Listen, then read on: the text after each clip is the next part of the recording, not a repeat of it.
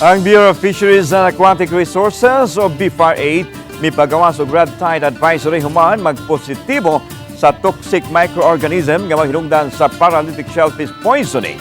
Sa gipagawas nga latest red tide advisory sa BFAR-8 Provincial Marine Biotoxin Laboratory sa Catbalogan City, nasayran nga nagpositibo sa toxic microorganism ang mga samples nga nakolekta sa kadagatan sa mga isla sa Daram, Zumarraga o sa Maqueda Bay nga gilangkuban sa mga dapit sa Jiabong, Motiong, Parnas, Sebastian, Calbiga, Pinabacdao o Hinabangan sa Samar.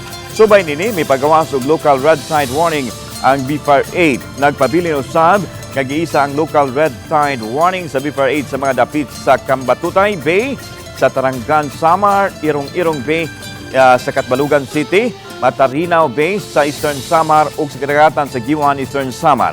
Aron masiguro nga luwas ang mga mulupyo sa naisutang dapit, gidili una ang pagkaon sa tanang matang sa mga kinason ug uban pa. Mamahimo ra hinuong magkakaon sa mga isda, nukos ug pasayan basta lang kuhaon ang mahasang og hugasan og tarong.